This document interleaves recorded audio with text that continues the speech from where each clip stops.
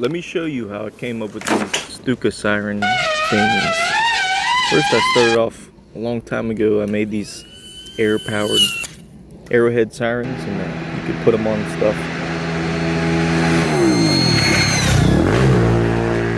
And they worked okay. They were a little tricky to assemble, and they used a really weird sized bearing.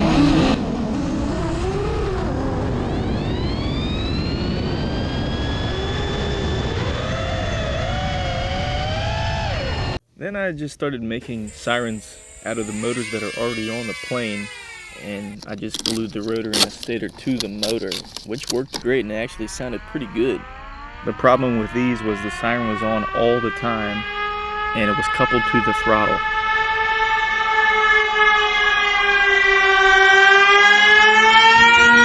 And that got annoying really quick.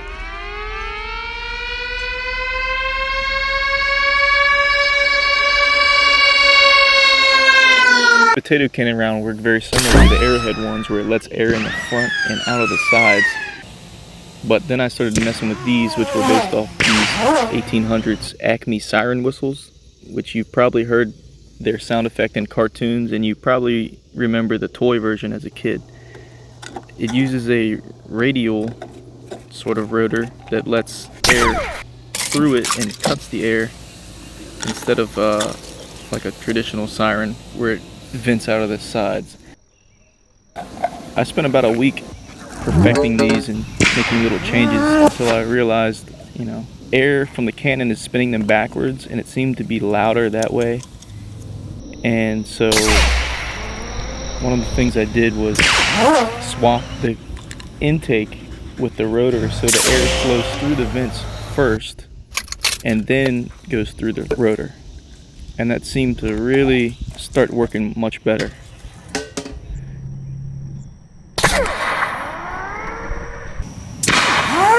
Now in this version I moved the outlet to the sides because that would prevent the muzzle blast from spinning the rotor backwards, and then it started to work even better. In the final version I made some changes to the intake, and I got an intake shape that was starting to be much more efficient, and this one was pretty good.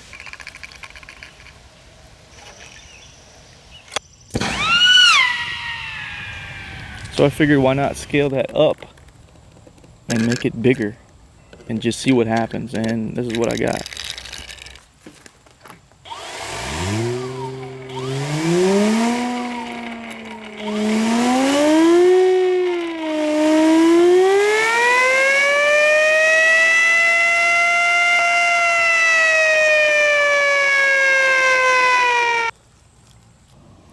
Now you notice the one on the right wing has a little bit longer of a nose, and that's because I was still experimenting with what shape was best for this type of airspeed. Because there is a big difference in 250 miles an hour from a cannon and 80 miles an hour that the plane operates at.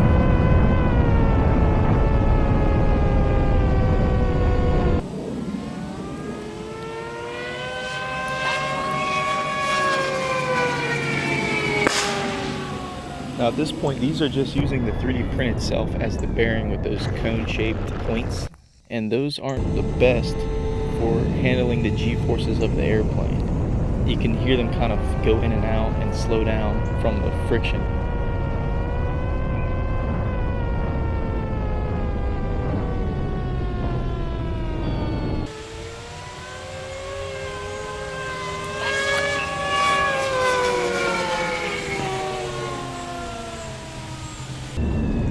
Now here you can tell the little changes in the aircraft's attitude cause a little bit of rubbing on either one of the sirens, and you hear them slowing down a little bit.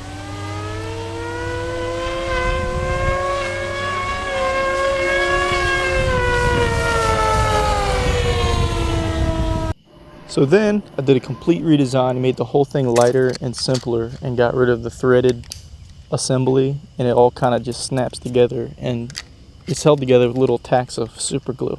But that makes it a little tricky to adjust the tightness of the bearing. But once you get it set there, you just put some glue on it and it stays. I also changed the intake to be much more open and less restrictive. I got rid of the individual channels that lead to each port and just made an open cone shape, and that seemed to work better for this speed.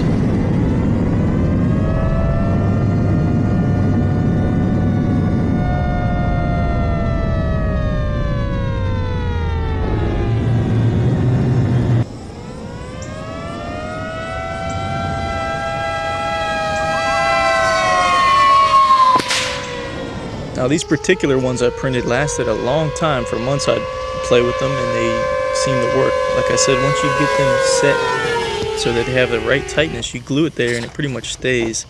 And now here you can see I'm playing with different intake shapes. This one on the right wing is much more open, and that difference in intake shape on either side results in a difference in peak RPM of the sirens, which is a difference in pitch. And so you have two different notes that are playing and making frequency beats, which is what you want.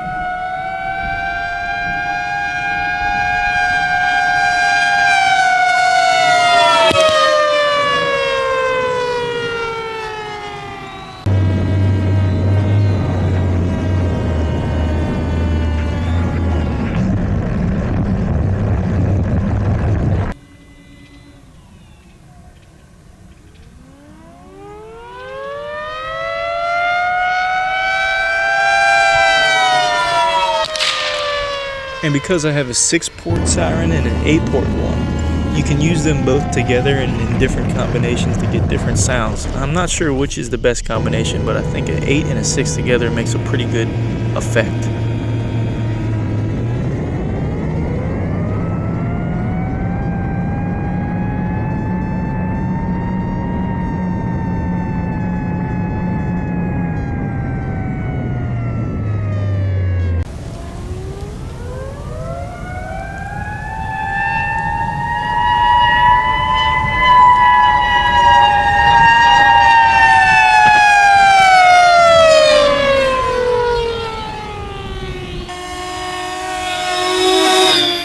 Now on to the latest version, the V2. Now this is the same thing except for the rotor, totally getting rid of the 3D printed rotor bearing things and just using skateboard bearings. And these press right into the rotor, which is now a little bit taller to accommodate the height of that bearing. And this assembly is much more simple and easy. You just use a bolt. It does add weight, but it makes it much more reliable, and you don't have to worry about lubricating anything. Everything just snaps together, and once you got it all together, you just use some glue to hold it together. There's a 6-port and an 8-port, and in a minute you'll see that making that rotor taller created a little bit of a problem because it did reduce the pitch of the rotor. So you'll see me have to go back and change the pitch to bump the RPM back up a little bit on the 8-port one. You can tell right now this version is kind of dragging a little bit, sounds a little lazy.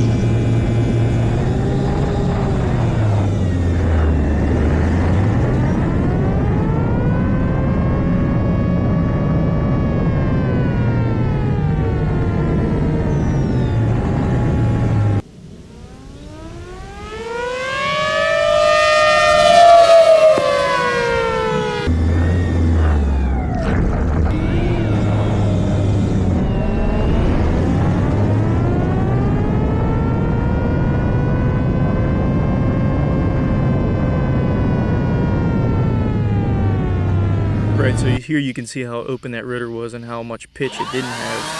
I fixed that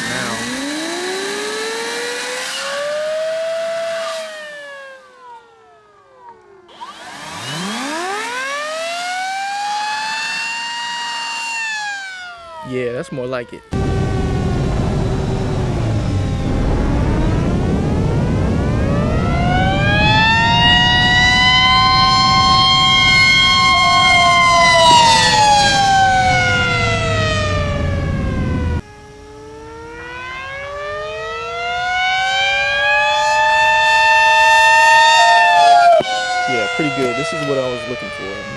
smooth ramp up and consistent tone. Then I wanted to see if these would fit on a smaller airplane. And one thing you have to keep in mind is these do create quite a bit of drag, and you have to keep that in mind and keep your throttle. Bug just flew in my mouth. Anyway, yeah, that bug tasted really bad. I thought I could power through that, but no, that was bad. But by the way, I like how when I come up and do this hammerhead, listen to the just a little bit of extra airspeed that one siren gets here. Oh yeah, I like that. That shows you how sensitive these things are to air. They are wind-powered sirens. That little bit of kick of the rudder give that outboard one a little bit extra. These things kind of work as like an auditory airspeed indicator. And then I had an idea that I had to try because I'd tried it before with the 3D printed bearing version and it didn't work. And I just drilled a hole in here all crooked and crap and jammed the arrow in here to keep it straight. And no, I'm not going to shoot it from a arrow shooting thing, but I am going to tie a string to it where it bounces and swing it around at night just to see if it would work. The other one didn't.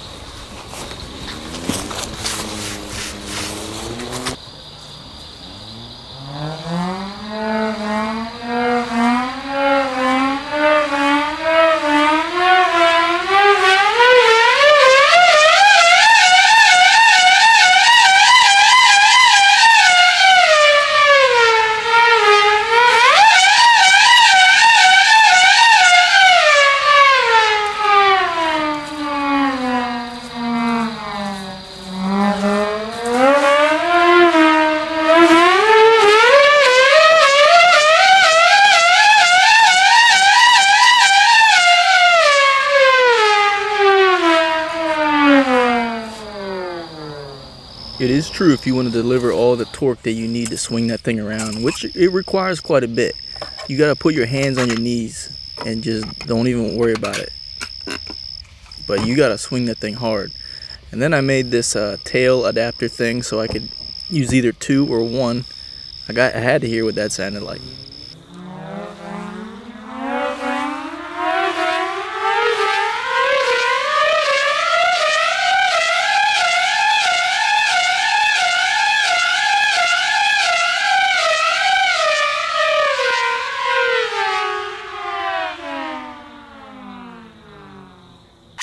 Yeah, that sounded cool, but that did require quite a bit of extra athletic ability to swing that around. These things are kind of heavy when they're, you know, on 10 feet of line swinging.